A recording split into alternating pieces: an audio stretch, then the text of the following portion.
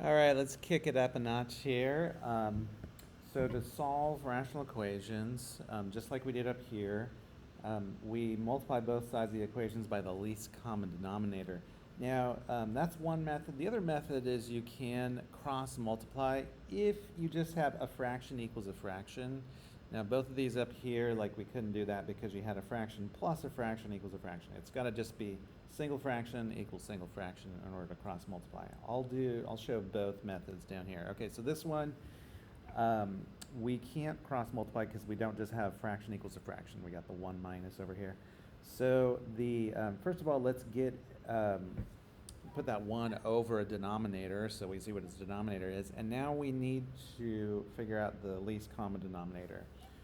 Well, this is just a similar thing that we did when we did adding and subtracting fractions. It's like, what is each denominator missing? It's kind of along those lines. This is missing. This doesn't have a 5 or an x in it. This doesn't have a 5 in it. And so basically we need 5x, and then we already have, we don't need an additional x here. This already has an x in it. So the LCD here, and you might want to write that down, it's 5x, right? We're going to have every piece. Oh, and by the way, we don't need 1 in there, okay? 1 times 5x is just 5x, so we don't need to like multiply it by an additional 1. That's not going to do anything. So we need 5 and we need x. And so what ends up happening here, we multiply both sides by 5x. These cancel and we just have 6. 5x times 1 is just 5x. I could put it over 1, but I don't need to. Keep in mind, you're multiplying the numerators, just like we did up here, right? It's like you're multiplying the whole numbers to the numerators here, is how that is the correct way to do that. Okay, then 5x times 1, and here I put my minus in here, and then 5x times 1 is 5x over x. Now what ends up happening here is these cancel, and so we just have 6 equals 5x minus 5, and then, now we just have a linear equation. We add 5 to both sides, we get 11 equals 5x, and then divide by 5. So x is going to be 11/5. Now you might have seen this little note here. Hey, remember to check for extraneous solutions. It is possible to get answers that don't work here. Kind of a longer explanation of why that happens, but that's kind of beyond our class. But all you need to worry about is making sure that if you plug this in, you're not going to get 0 in a denominator. You don't need to go through and actually do that. I can tell, like, if I put 11/5 in here, well, that's not going to give me 0 in that denominator. If I put 11/5 in here, well, 5 times 11/5 is 11. It's definitely not going to be 0, right? So this is good. I'm good. This is a valid answer. It's not an extraneous solution, okay? We may not run into many extraneous solutions. They only pop up once in a while. It is possible for them to pop up, though. Okay, let's do this next one. This one is just a fraction equals a fraction. So you can cross multiply. You've done this before, probably since middle school, right? You just do this kind of thing. So 3x plus 5 times 1 is just 3x plus 5. X plus 2 times 1 is just x plus 2, okay? And now you can, get all the variables to one side here. This is like, I'm taking away 1x on both sides, right? So this is 2x plus 5 equals 2. Take away 5 on both sides.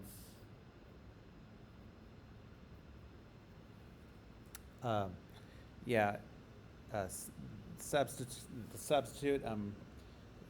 Feel free to pause this if I'm going too fast, if students need to get this stuff down. All right, so I'm going to then divide by 2 on both sides.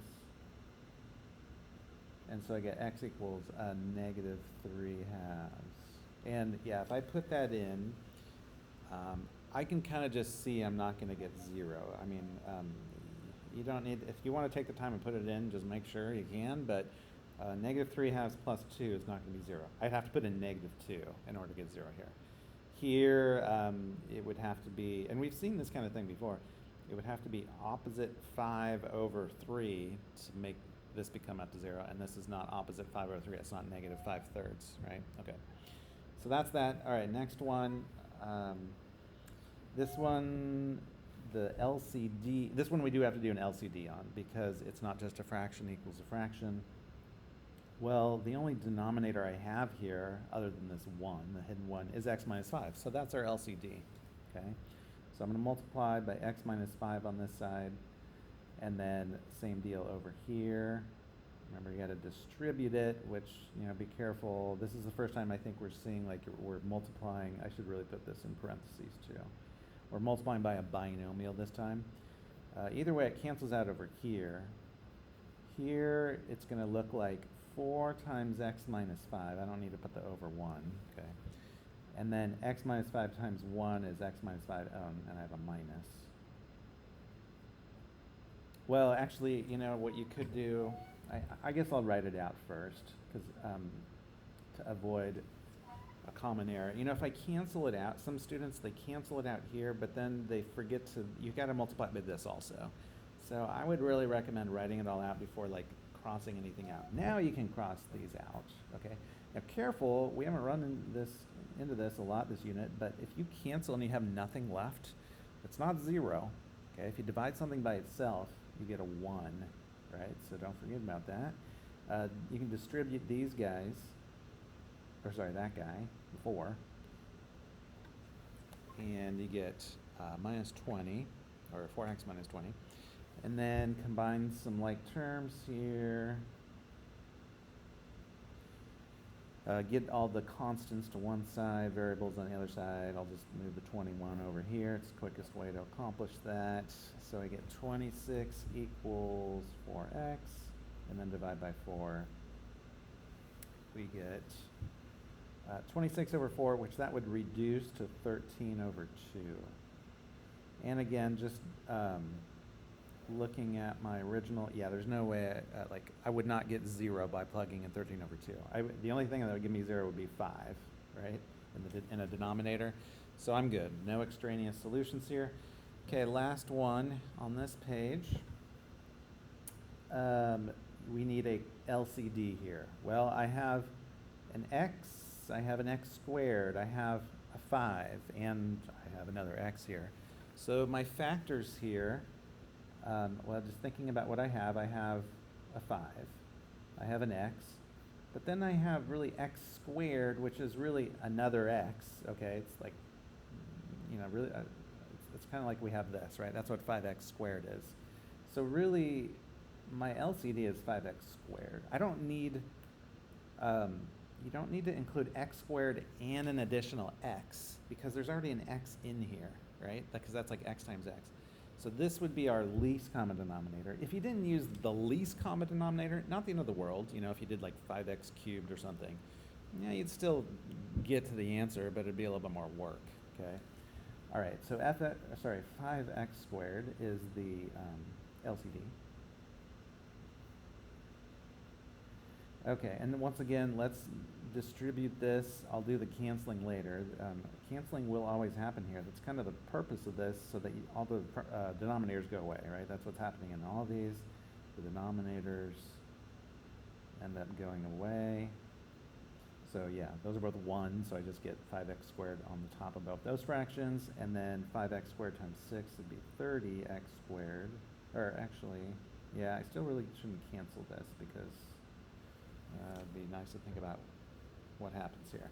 Okay, so only certain things cancel, right? The x squareds cancel here, so I'm left with 5. Here, a single x cancels. You can kind of do that kind of thing if you want, and you end up with 5x, right? Or if that's confusing, you know, you could rewrite this as like 5x, this was 5x squared, you could write it like this, okay? That's what's really going on there. So you end up with 5x. And then this one, yes, similar thing. Well, 30 divided by 5 is 6. And then again, you get x times x, right? That's x squared, and then a single x. So an x cancels, so you're just left with x. All right, and then you just get the variables to one side, take away 5x on both sides. 5 equals This is just 1x or x. So there you go, there's your answer. Check to see if that's extraneous. Nope, the only extraneous answer would have been 0, but yeah, I mean, we don't get 0 here, okay? So yeah, you put in 5, you wouldn't get any zeros in your denominator. All right, that is that.